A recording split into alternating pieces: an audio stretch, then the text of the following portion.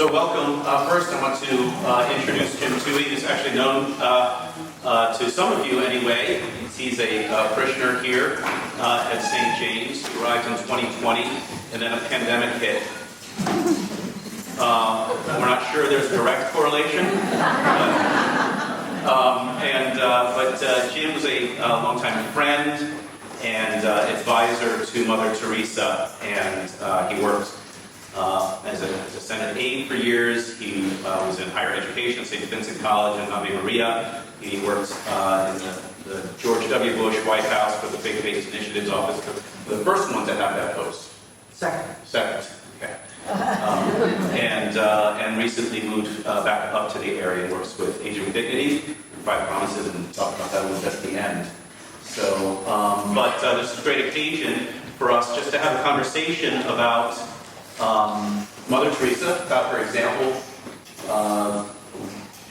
what that means for us as Catholics, and based on your friendship with her. And the book that Jim just published is To Love and Be Loved, a personal portrait of Mother Teresa. And I want to, so there's a lot of great stuff in here about your personal knowledge of her and your friendship with her, but I'd like to talk about something that I encountered first, all right?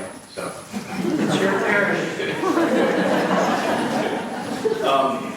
So the day that she died, I was actually, I was giving a retreat out in the western part of the diocese, and I arrived at the place for the retreat, and this nice lady at the desk, when I walked in, she said, "Can you believe it about Mother Teresa?" And this is right after, of course, Princess Diana had died. She said, "Can you believe it about Mother Teresa? Right after Princess Diana, 2 great humanitarians died within just a couple of days."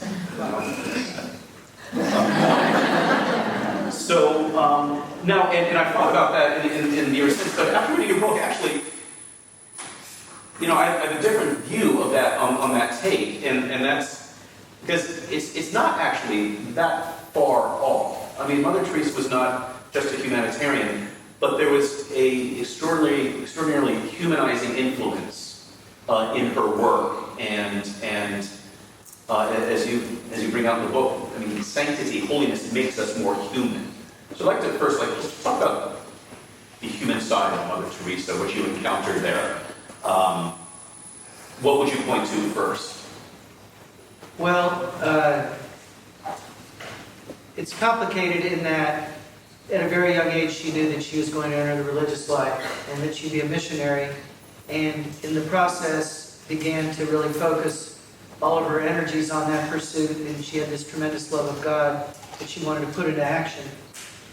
But the beauty of her friendships with so many people is that it revealed how much she loved life, she loved people, she loved chocolate, she liked to laugh, she cried, she went through periods of darkness and loneliness and feelings of being abandoned and forsaken. She had pain, she took pain medicine. The book recounts in chapter 14 the last 48 hours of her life in pretty accurate detail, because I talked to a lot of the sisters that were with her when she died and that spent those hours with her. And it was a very human process.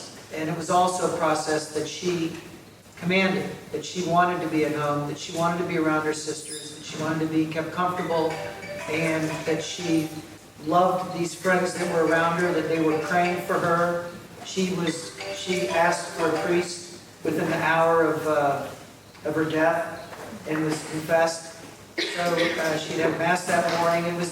I remember seeing Mother, the last time I saw her was 10 weeks before she died, and it was in the Bronx. My son Jamie, who's in the back, with his wife Carolyn, and my little adorable grandson that was here, who can do whatever he wants. This is the church now, it's the parish hall. Jamie was there. But I said to her, I said, "Mother, I'm going to really miss you." And she just looked at me and she said, "I've got my bags packed." That was a great way of describing her state of preparedness. I'd seen her a year earlier when she was in Calcutta in the intensive care unit, And Sandy McMurtry, a close friend of Mother's, the two of us had arrived in Calcutta because sisters had called us. This was right after our third son was born. Sisters had called us and said, "We don't think Mother's going to make it. And so, can you get back here?" And so my mom came over to help Mary, and I went and with Sandy to Calcutta. And when we arrived at the airport, Sister Priscilla met us and said we should go straight to Mother's room because she's back on oxygen. So we rushed to the hospital. When we got to the intensive care unit room there on the 6th floor, there was just this buzz of activity, and I was like, "Oh no, we got here too late," But that wasn't it. I said, "Sister, what's going on?" And she said, "Mother was laying there on her back, and she had an oxygen mask on, and she was pointing up like this, and they were looking up. What was she pointing at? The windows were open. This is very primitive intensive care, so the windows are open, and bugs are flying in and out, and it was simple health care, and they didn't know if she was pointing at that, or if there was a light out, or she having a vision, or what. And Mother saw their confusion, and she just moved the mask over, and she just said, "I'm going home." She had this very refreshing orientation that she had come from God, that she was going home to God, and that this journey with people, there's some people that love God but don't love people. But she loved God and she loved people, and she was immersed in the lives of these women that were her true daughters to her. I mean, you've been around the missionaries of charity, the connection they had to Mother, very personal. I would drive Mother into a convent driveway. The sisters would stream out of the convent when they saw the car come in, and she'd get out and she would grab their face like this. It's very tactile, but look in their eyes, each and every one of them, and focus as she went through that community. And so to her humanness, we Catholics sometimes can turn saints into little plastic statues, and the reality is she didn't become a saint in spite of her humanity. She, I think, became a saint in holiness through her humanity, through that embrace of life. Now, you touched on some beautiful things, her love for chocolate and things. She was a big Washington Nationals fan. Horse to the poor.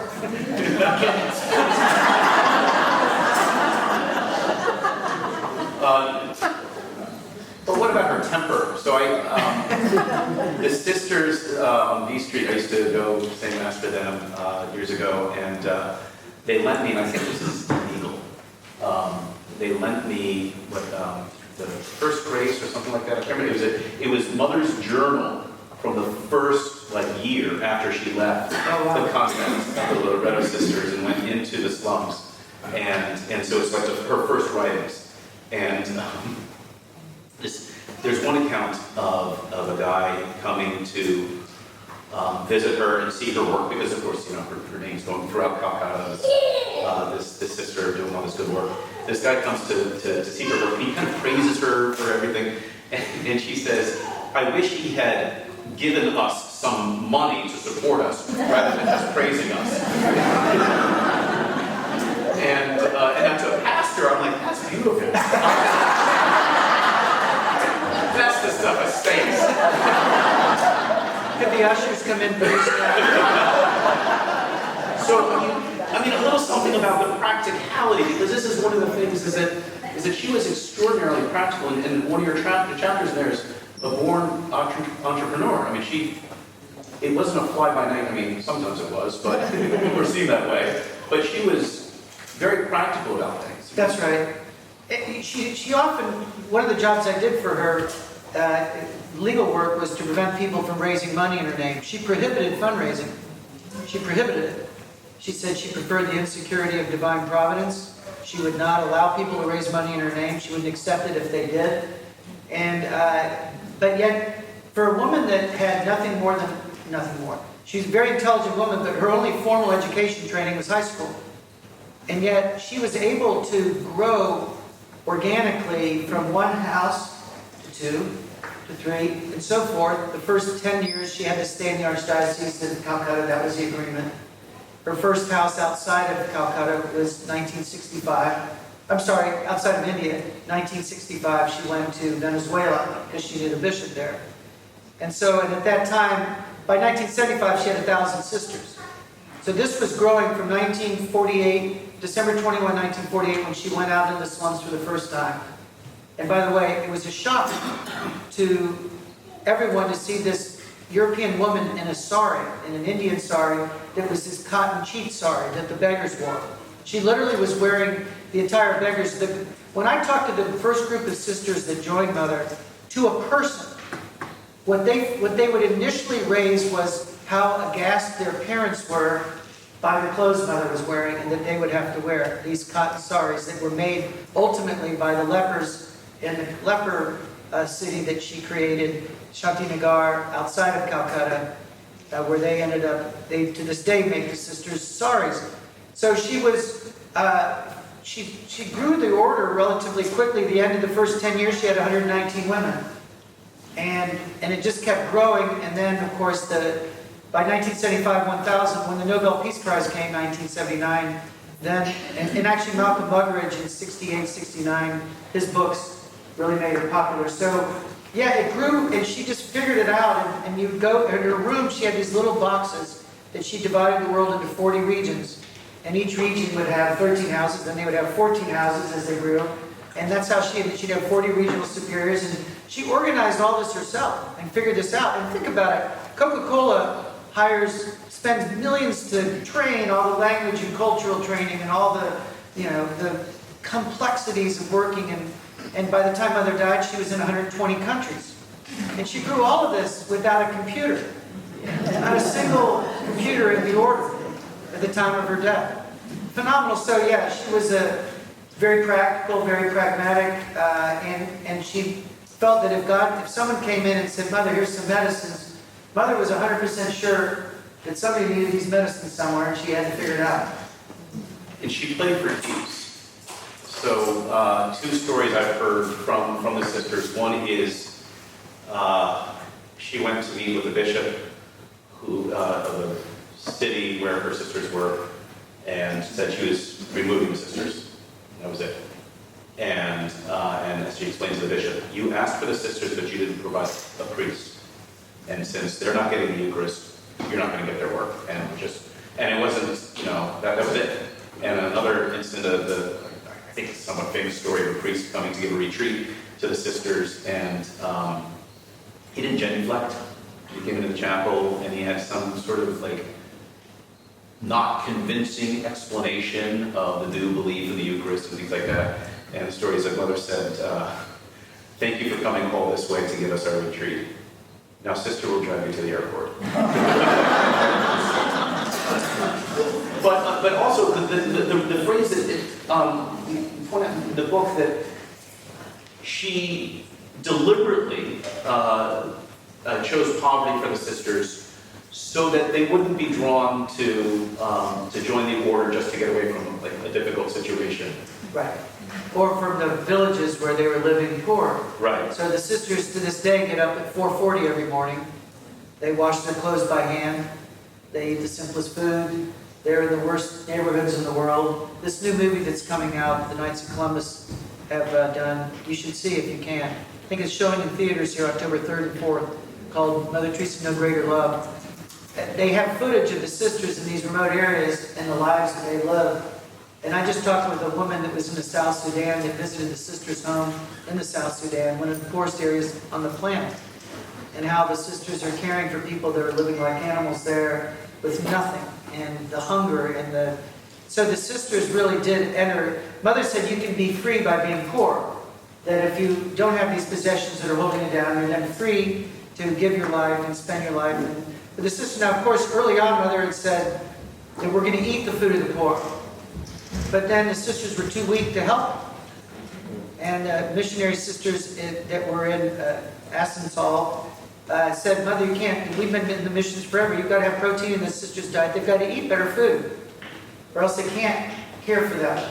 And so Mother changed. And so then the sisters started eating better than they had been. But, I mean, I've been around MC food, so... Better is it's a relative. But it was the pragmatism, the firmness, the grit. You said, I never saw temper. She could get angry, but she would get... I remember one time we went to a chapel that had the Eucharist, had the tabernacle and had a Buddha statue right next to it. And Jotting down ideas. I thought that would be up your alley. And we all were just kind of aghast because this was the MC Brothers, Missionaries of Charity Brothers, so this was one of the branches of her organization. This was their house in Los Angeles, and we were out there. And so we were all coming out wanting, and it was the first Friday in Lent, and the brothers were going to take vows.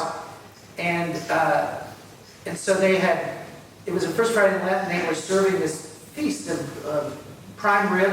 They had wine on the tables and all. Mother's just taking it all in. And there were 4 of us with her, and we were just not saying a word. But we couldn't wait to get to the van because I wanted to talk. Could you believe? And right when we got to the van, Mother just turned around and looked at everybody and went like this. And just made the sign of the cross. But she did at other times. When I remember at a meeting where I was really mad about something, and I came out and I said, Mother, that Bishop just said something that wasn't true. And then she just did one of these sign of the cross things. But she was very guarded. It wasn't that she didn't notice things. She wasn't insensate. But how she managed it. But she went to confession so regularly that she was always aware that she had those passions. And so I think that was a lifelong struggle for her. Because she could get upset. And she would, like at the first time she went to take the dying off the streets, she brought the person to the hospital and stayed with the person until they would admit. And she sat there for hours, and they kept saying, she's not going to get in. She's not going to get in. And Mother just sat there until she got in. So, I mean, she had that Albanian blood that was fierce in her love. And to this day, the Missionaries of Charity, we talked about this a little bit beforehand, when they're very demanding of the priests. Good. Yes. Easy for you to say. But I gave a course for the MCs up in Newark, which I think your wife was there for a time. I think she was. Okay, and the sisters are in Newark, and so it's Newark, and it's in the worst section of Newark, which is, bad. And I thought, this is a heroic of me, really. And I was getting up early, and I was praying with the sisters, and only it was like the second or third day I realized, they've been up for several hours already. And I've already cleaned the whole house and everything. But they were very, very demanding. The schedule was grueling. And whenever they asked a priest, and they always speak the indicative. There's never the would you. It's like, you will. No, it's, Father, you will come and say Mass for us on Friday. Sister, I can't. Oh, well, then you will come and give us a day of recollection on Saturday. And it's just, and they keep, and they keep just so very, very demanding, and which is a good thing. And I think that's a very good thing. It speaks to the practicality that she kind of handed on to the others. Sure does. Yeah, you mentioned Mary. I'm glad you said Mary. And Mary's not here tonight, my wife. She's doing a retreat up she's in Boston and in Philadelphia for a retreat. She wanted to be here. She's mad that you scheduled it for tonight. She's mad at you. Yeah, but she is a little, but I did tell her to go and get a photo. So. Smile. She's no longer sad she missed it. For a variety of reasons. Yeah, Mother was. Mary entered this. I tell the story in here of how Mary and I met, and also that I was off with the MC Fathers. She was with the Missionary Charity Sisters for a year in the Bronx before they discerned she wasn't called to the religious life. She basically wasn't holy. Just kidding. You can tell she's not here. They found a more difficult life for her.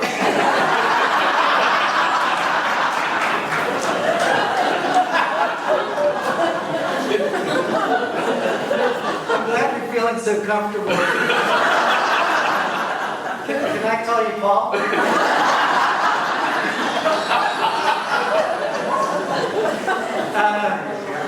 But anyway, Mary, after they discerned that, Mary came back to Washington, and then she asked to see, she wanted to appeal the decision to Mother. So she saw Sister Dolores. Did you know this about Mary before you married her? That she was the kind of woman that would appeal a decision to Mother Teresa? I think she still does. Yeah. But so I traveled back with Mother. I was in the foyer waiting to take her to an appointment. Had no idea Mary was coming. I thought she was still in the Bronx because I knew she had gone to the sisters. And you had left the fathers at this point? No, I was still living with the fathers, but I'd come back with her and the sisters because she had a bunch of meetings I had to go to. And I was sitting there, and Mary walks in, but she's in civilian clothes, and I'd seen her before in the religious clothes, and so, what are you doing here? And she goes, oh, well, I'm out temporarily, but I'm here to see Mother so I can get back in. And so, then Mother comes out and takes Mary by the hand, takes her into the room there. It's in the book anyway, it's told better there. But she's in there about 10 minutes, comes out, tears streaming, she walks out the door, which you could interpret either way. That she either got readmitted and she's happy, or failed on appeal. So I found out later that she was denied that. So Mother wasn't a pushover, but she was very much a person of prayer that would discern. And then when we got engaged, we gave her our first wedding invitation, and she couldn't come, but she sent 35 sisters to the wedding. And I talked to her the morning of the wedding, and so she really spoiled us. And there's a nice photo of that wedding photo there. And she had that picture of your family. She did. She had that in her desk. And we found that out after she died. 3 years after she died, the sisters had finally gone through her desk. So that was nice. But yeah, Mother was, she loved her friends. She had friends all over the world. The Kumars in India were very close friends, Hindus that facilitated her work. Her earliest work, Muslim volunteers walked with her into these slums, which were largely Muslim slums that went in there. The first house that she bought, the Mother House, was owned by this Muslim man that discerned that this was God's will for her to have that house. So it was just very interesting how God worked through all these different relationships, but to work in India as a woman, the pioneering, I talk about some of that and the suffering of Mother in her life. It was just beautiful how she was cheerful through it all. Well, and that's one of the requirements of missionaries of charity, right? I mean, she's got the wonderful line that joy is the net that catches souls. And the missionaries of charity are required to be joyful. Right. And I was asked to give a 3-day kind of retreat in preparation for their founding day. I can't remember what the occasion was, but and I was instructed that it has to be enjoy. Because it has to be joyful, and it's going to be joy. Right? But I mean that speaks to again kind of the humanity of it is that doing that work. In fact, you quote her in that it's a shocking thing. She's speaking to new recruits, and she says, if you can't do this joyfully, leave. Right. The night before they're to take vows, she said that. And she then imitated the sad sister that was all mopey, and I can just picture she just walk real mopey. They're all laughing and all, but they also got the point. Yeah. She just said, because they have enough problems of their own. Don't bring them your problem. There's a friend of mine worked at Gifted Peace as a seminarian, and he said that on one occasion there was a man there who suddenly, I don't know how, had the opportunity to go to a regular nursing home, where he would have, more advanced, sophisticated medical care and TV in his room and, all of these things. And he was really, thrilled about this. And they had a farewell for him and off he went. And within a week, he was calling back, asking to return. And the sisters had to say, well, no, I mean, we need your bed for somebody else who doesn't have the resources that you now have. And the workers there were kind of puzzled by that. And the sisters just had to explain the difference is that and the difference has everything to do with the joy, which St. Thomas teaches is a fruit of charity. So when you're truly loving, then the joy is a fruit of that. And that's what Batman missed. Right, and he missed, I mean, the title of the book was taken from one of the things that Mother said that I found the most, made the deepest impression on me. She said the greatest need of a human person was to love and to be loved. This was more than food, more than water, shelter. Those things are important, but she said the greatest need was to love and to be loved. And you saw that in that AIDS home. I told a number of stories about the patients, some of the patients in the AIDS home, and the transformative effect of the sisters' love and these women's and men's ability to love in return. They lost the ability to love, and so it was very much part of Mother Teresa's own, I think, distinctive mark on the Catholic Church in the 20th century, was that she would be this smile, this love, and be love in action, as she put it. So let's talk about that a little more, because she said that the greatest need of the human person is to love and be loved. You've heard me tell this story before about the day after Mother Teresa died. I'm driving back from this retreat, and the short retreat, and on the radio was a point-counterpoint, and Christopher Hitchens, notorious, really calumniator of Mother Teresa, is taking the position that she was a rotten person. And then there was a cleric who was failing to argue effectively that Mother Teresa, all things considered, was probably not so bad. Right? But Christopher Hitchens, his whole argument was that, listen, she was not seeking to change their economic situation at all. She was not trying to lift them out of poverty. She was not trying to change unjust economic systems. These are all true things. And the cleric on the side failed to engage those.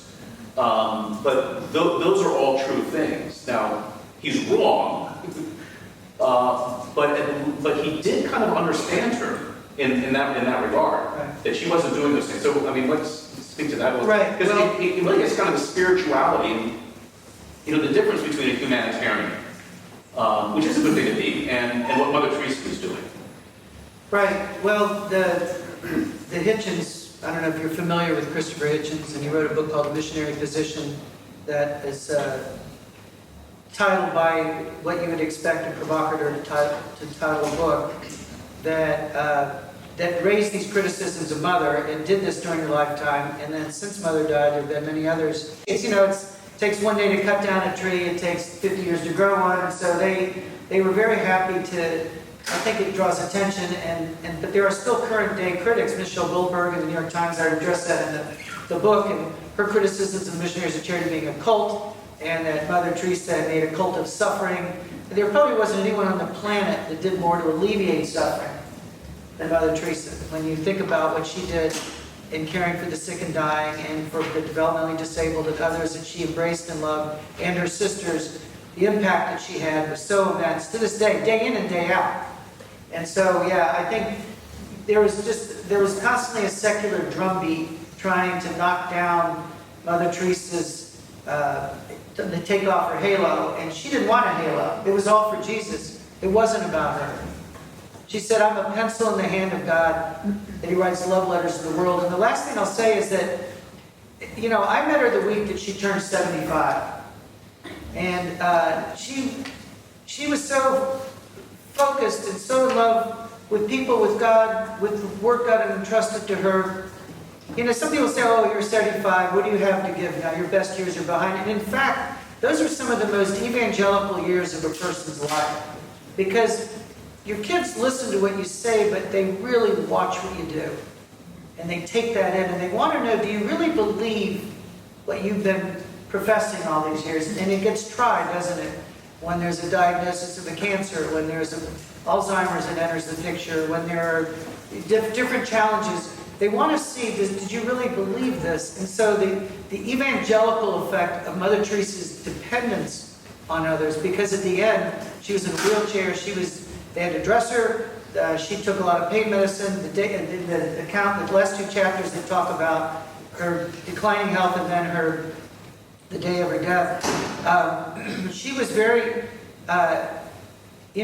she was almost handed over to the sisters. And it reminded me of that Merton quote that the pride of sacrifice must give way to a humble willingness to let oneself be loved. And she allowed the sisters to love her, and they did it very generously, and it was very touching. So yeah, the critics never understood her, didn't really even try to understand her, and if they really want to understand her, they should have met her sisters and her priests, MC fathers.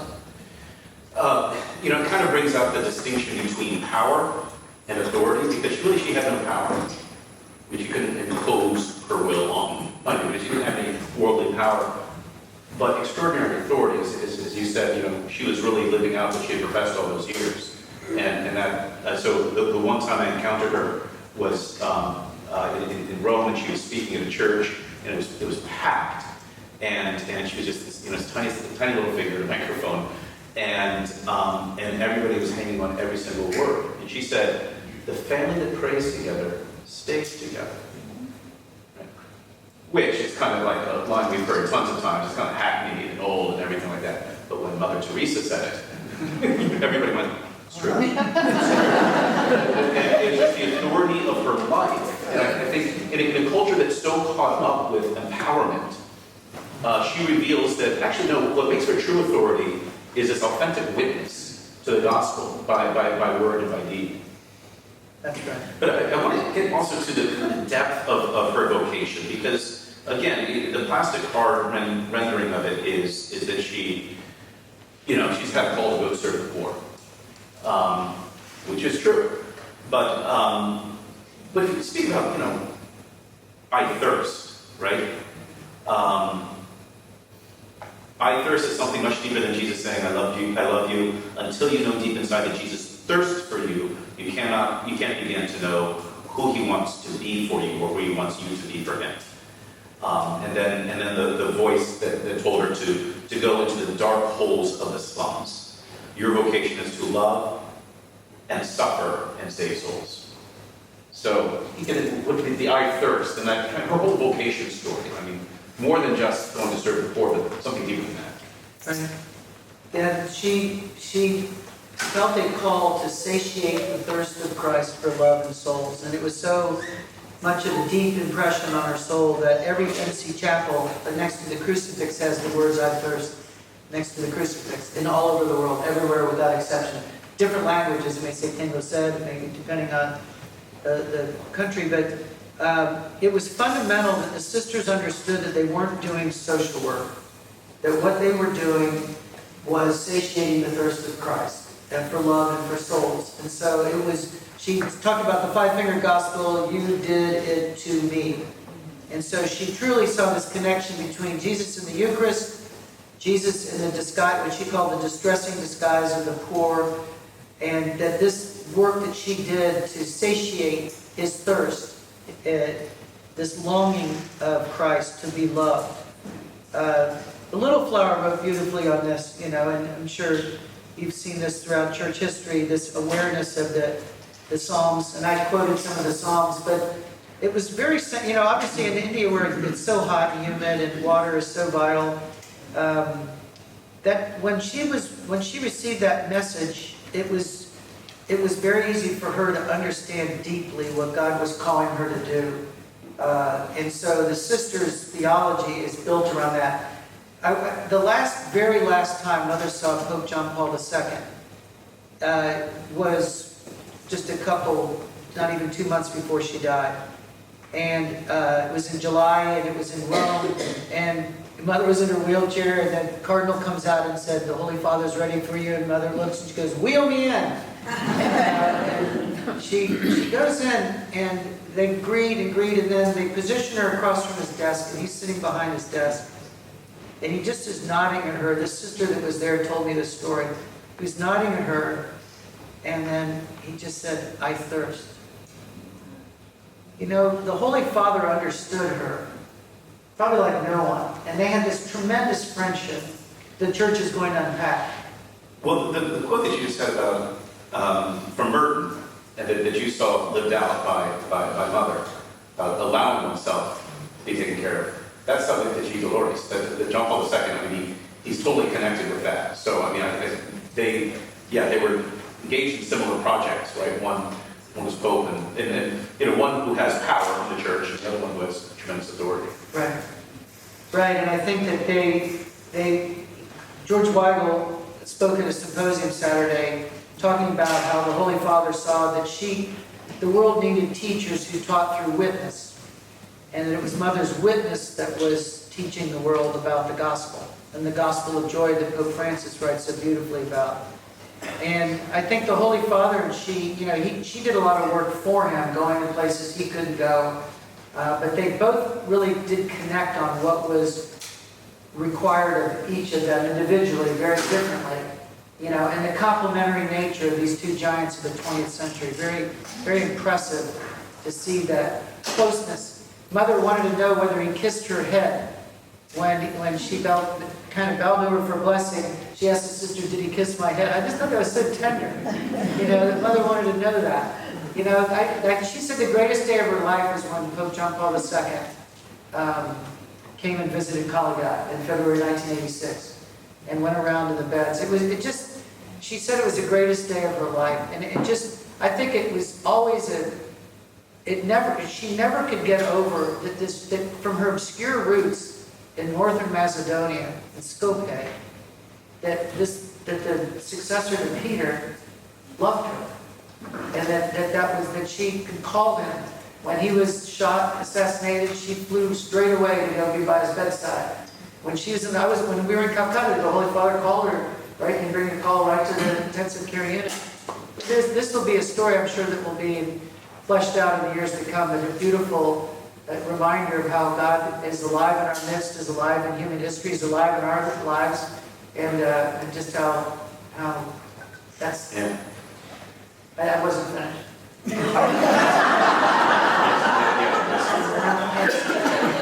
And so...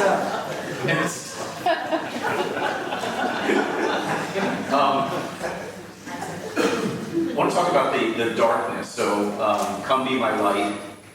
I think that's the book that comes out and reveals that for 50 years, Mother Teresa had no sensible presence, no sense of God's presence.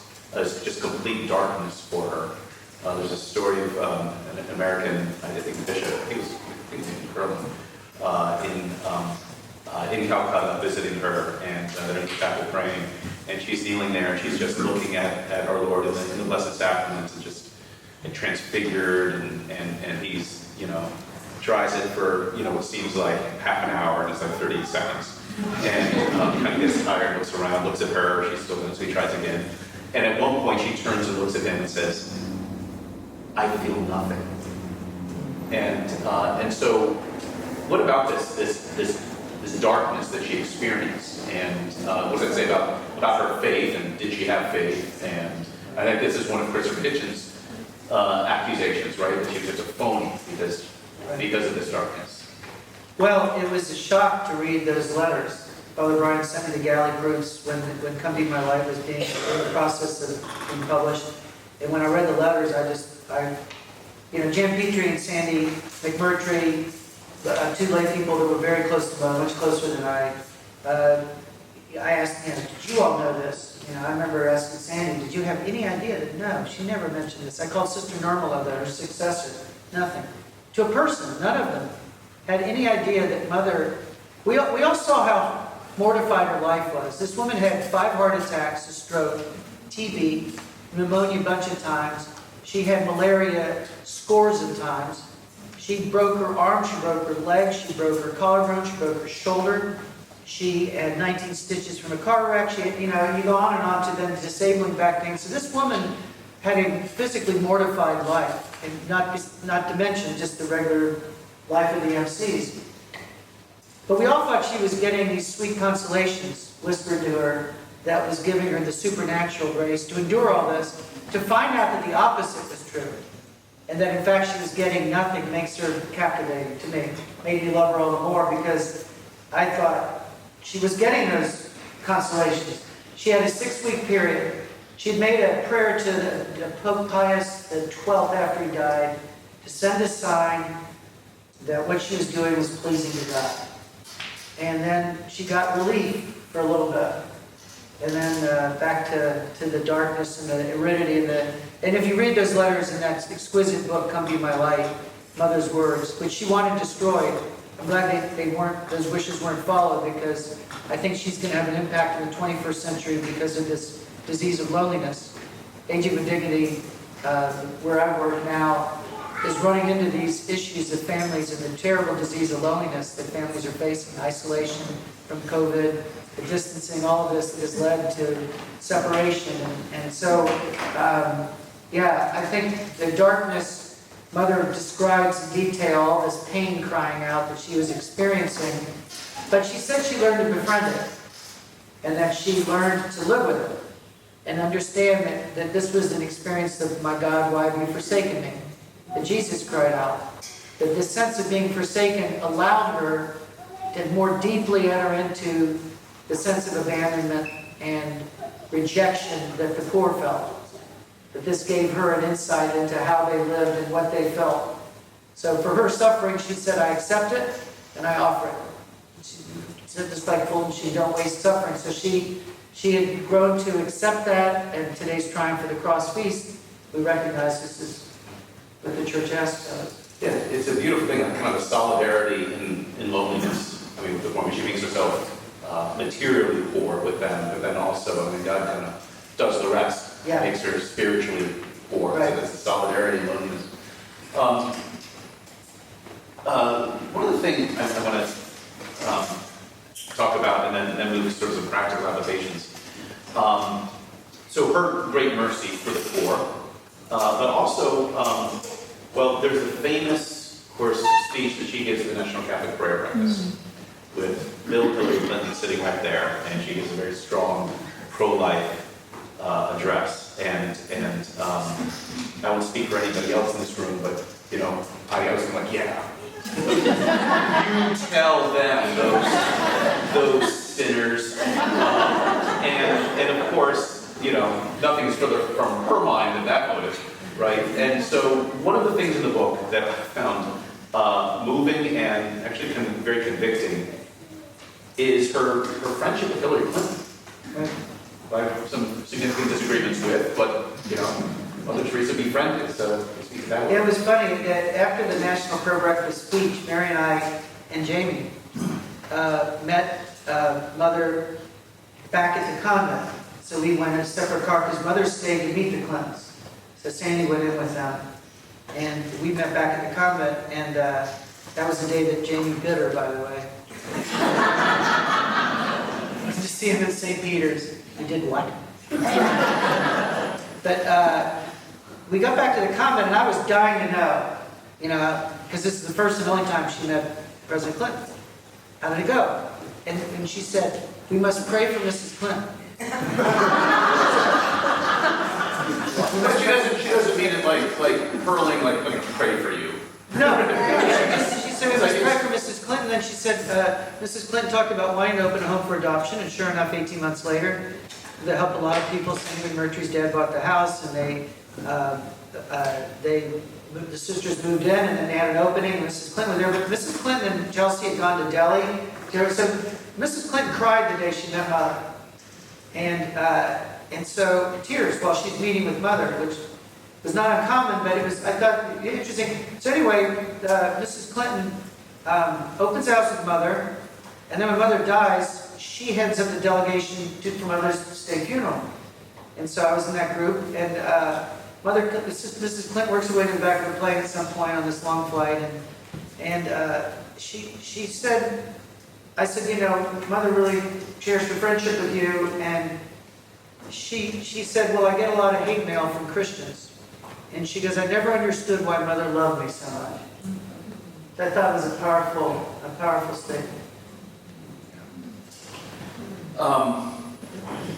So let's talk a little bit about, okay, what does this mean for us? Because given our states of life, we're not called to do exactly this. I mean, maybe some here are called to become missionaries of charity, but most of us are not called to do exactly what Mother Teresa did. And you've got a great chapter in there, Jesus in the Palace. See Jesus in the Palace. So, what is that? What is her example? What is her spirituality? What is her work? What does that mean for us? And how can we sort of incarnate that truth where we are.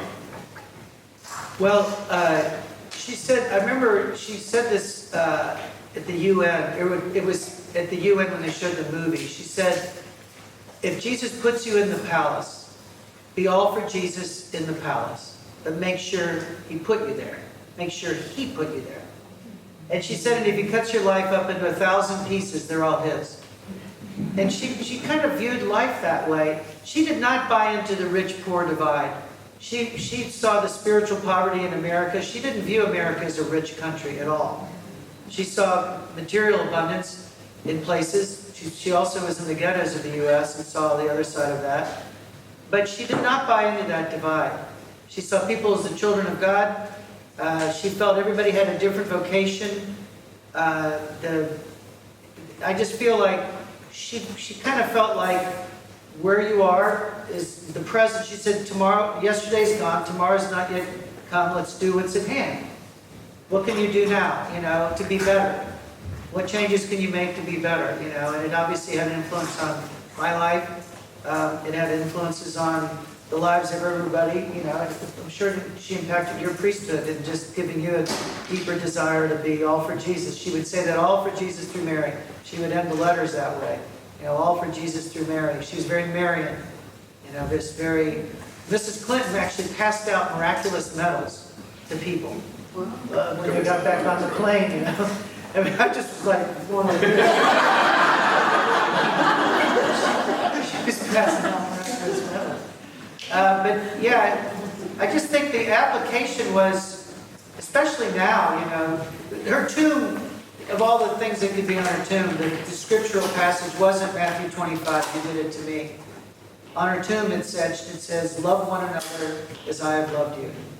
Yeah, John 15:12. And I think that she recognizes today, particularly in a world becoming more and more dehumanized, and in a world where we don't value our elderly, we treat that season in life like it's a curse instead of a blessing. It is a blessing. Mother saw that there's plenty of suffering, to be sure, but she saw this as a time of grace and blessing and preparation to go home to God. She never bought into this idea like, oh, the best years are gone. No, she never saw it that way. So I think everyone can approach it differently, and there's always someone to forgive, always someone to serve. She said if you had eyes to see, you could see Calcutta everywhere.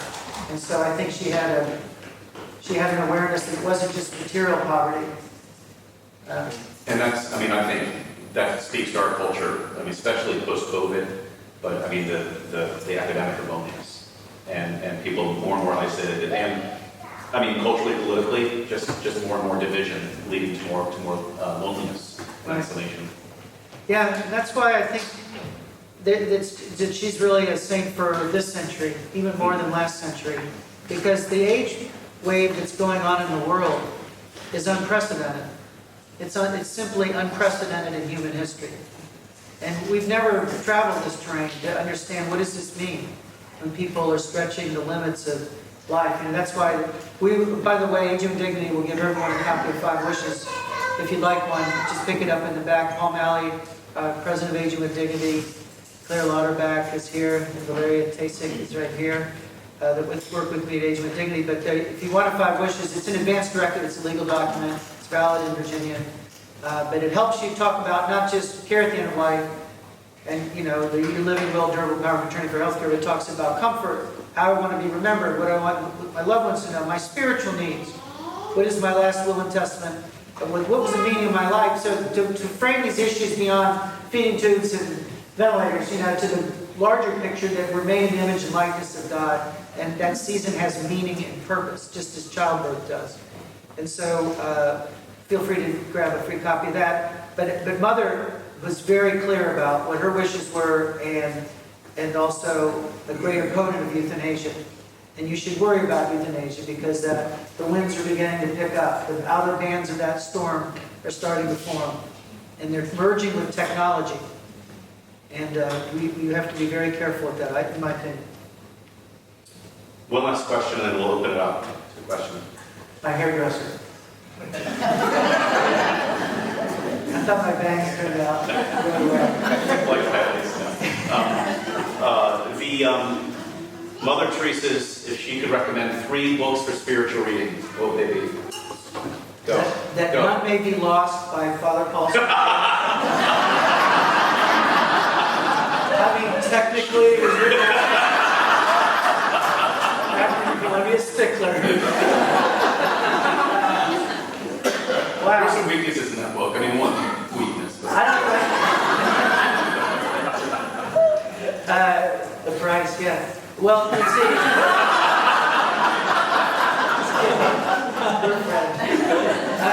Let's see. Well, I don't know that I'm qualified to do this, but I know of books that she read that impressed her. That tremendous, is it The Tremendous Lover? This Tremendous Lover. This Tremendous Lover. She read that a lot, and she took a passage on humility that she highlighted for her sisters and added to at the end.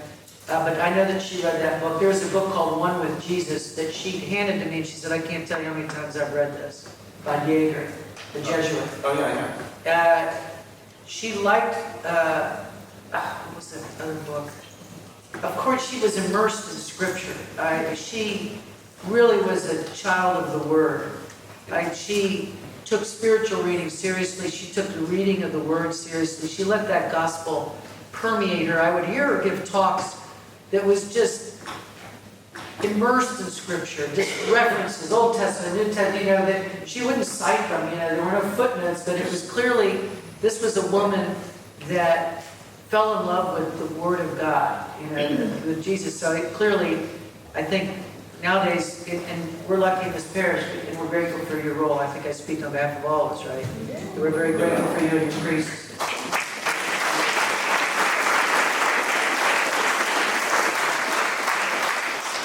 And I know in heaven, this will be a big book on it. I didn't say that. This Tremendous Lover by Eugene Boylan, One with Jesus by Jaeger, right? I think Yeah. that's it. Edward Lean. What is that? Edward Lean, In the Likeness of Christ. Anyway. All right. So, open it up to questions.